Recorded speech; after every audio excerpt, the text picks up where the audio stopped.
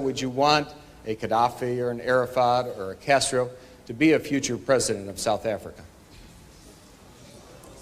One of the mistakes which some political analysts make is to think that their enemies should be our enemies.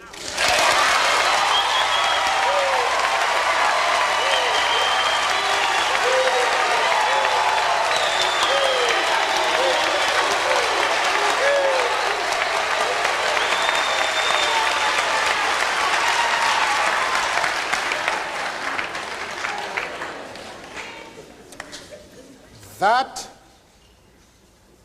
we can and we will never do.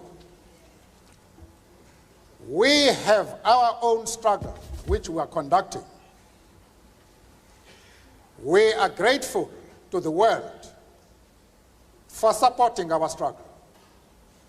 But nevertheless, we are an independent organization with its own policy. And the attitude of every country towards, our attitude towards any country is determined by the attitude of that country to our struggle.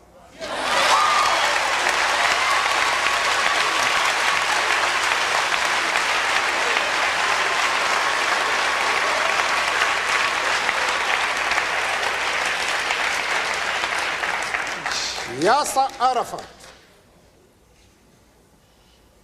Colonel Gaddafi,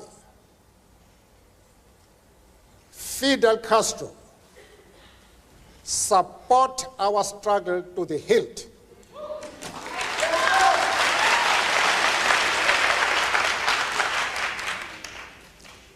There is no reason whatsoever why we should have any hesitation about hailing their commitment to human rights as they are being demanded in South Africa.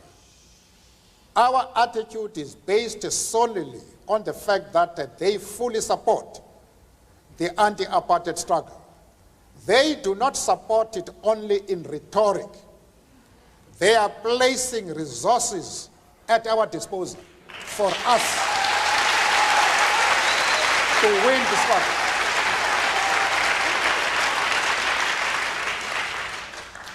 That is the position. Having said that, I think I would be dishonest if I did not express profound disappointment with the answer that Mr. Mandela gave to the previous question, because it suggests a certain degree of amorality. It suggests that what these people do in their own countries, what a Gaddafi does in Libya, what a Castro does in Cuba, is totally irrelevant, even in terms of the issue of human rights, as long as they support the cause of the ANC. I hope that is not what Mr. Mandela meant, and I would hope that he would clarify that issue further. Mr. Mandela. And at the same time, want me to be involved in the internal affairs of Libya and Cuba. I refuse to do that.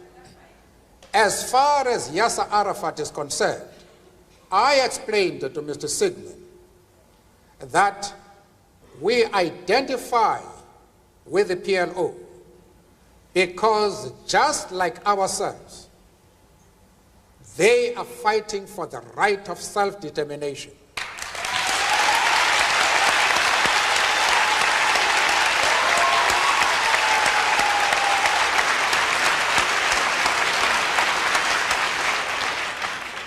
I went further, however, to say that the support for Yasser Arafat in his struggle does not mean that the ANC has ever doubted the right of Israel to exist as a state legally.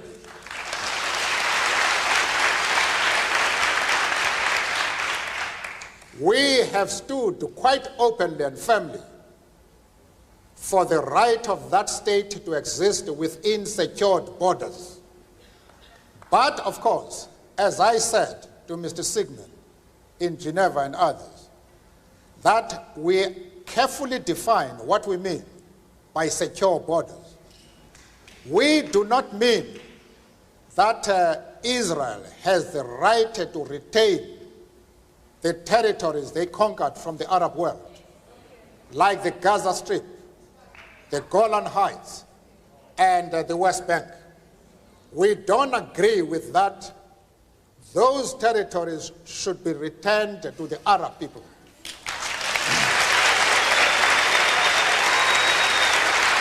Mr. Mandela,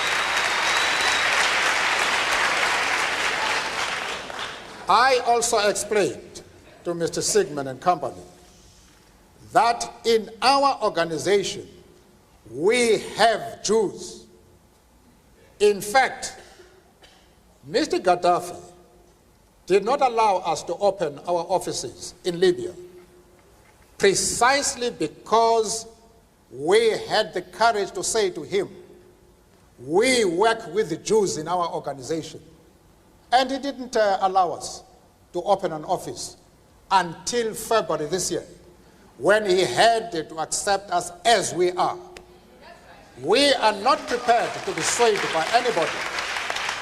We have an independent policy which we assert no matter with whom we discuss.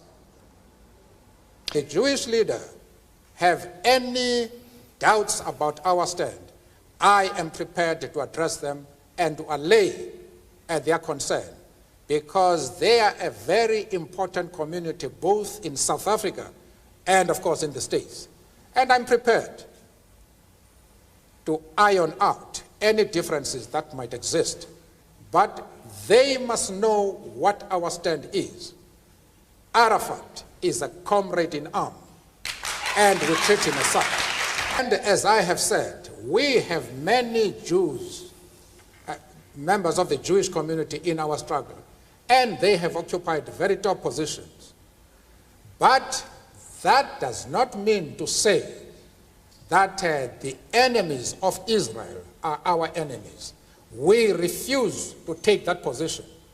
You can call it being political or a moral question, but for anybody who changes his principles depending on whom he is dealing, that is not a man who can lead a nation.